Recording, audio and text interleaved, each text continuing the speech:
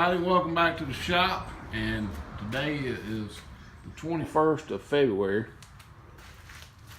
It had been raining pretty rough last few days. It's soaking wet, soggy, everything's muddy. But it's actually turned out to be a pretty nice evening, 67.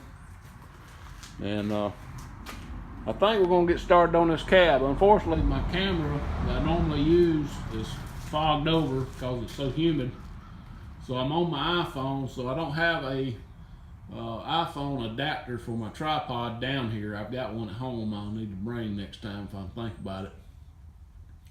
But today I'm just gonna do a few little easy things to get ready, like removing the light, removing this back glass. This is the trim that's supposed to have a locking strip in it, and it's missing, so this shouldn't be that hard to remove. This glass, this stuff will move. I'll probably just take a knife and cut it to replace that. I'll also remove these rain guards here, just to get them out of the way. They're actually in pretty good shape. I'll probably save them. I didn't save them on the other truck because one of them was damaged real bad in the front. But these, other than just a few little dings like that, these are actually in really good shape.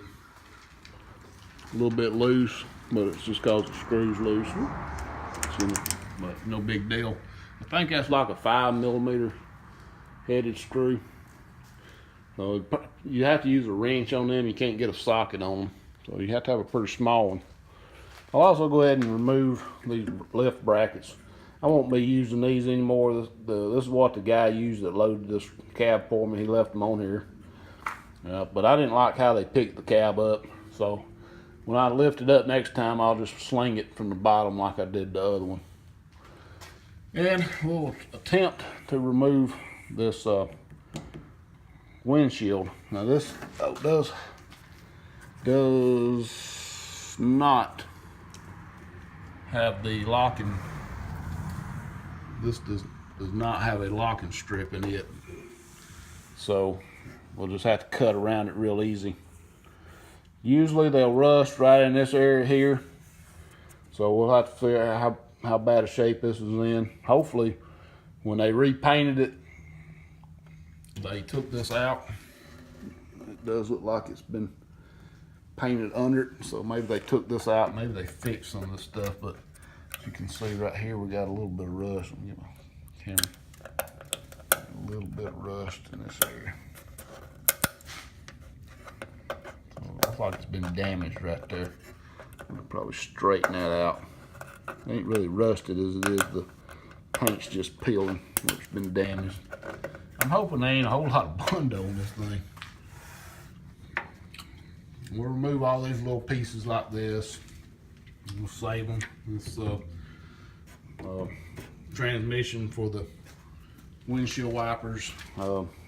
They left the windshield wiper motor on here, which is a good thing, because I think that other one, something was wrong with it. Pump or something was broke on it. So hopefully this one works. Now I also noticed on this cab that for some reason they've done some work right in here. And instead of welding it back, they pop riveted it. Y'all can tell, let me get you a light. So you can see it, these pop rivets. One there, one sticking in down there, one there. I'm thinking they replaced this piece right here. For some reason, it's pop riveted all the way around it. See them down through there. It don't look like this has been replaced, but all the pop rivets is around here.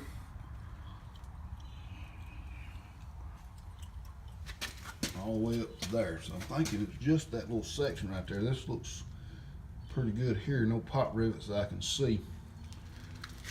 And then, of course, over here, they tried to make the air cab cut out here.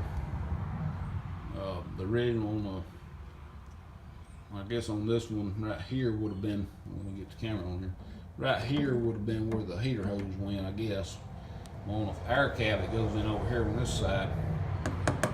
So we will be cutting this out as best we can, and I'll cut this firewall out as best I can. That means all that has to be removed. Thankfully, I never charged the system on here, so we're just going to be real careful with it not to lose any parts. And I'll just cut around it, and I'll just weld that into there.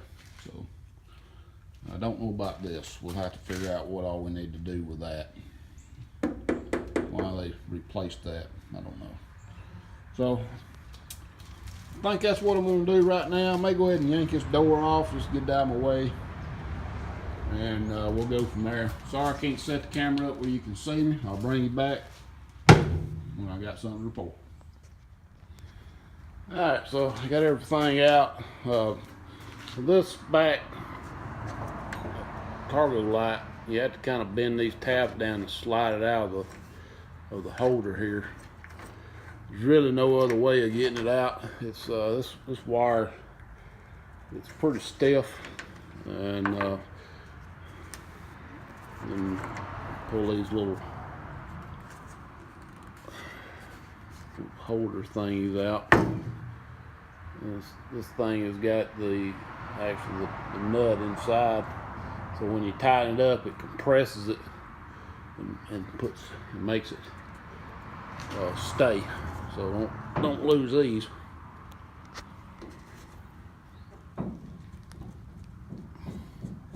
And hopefully they uncompress when you unscrew them.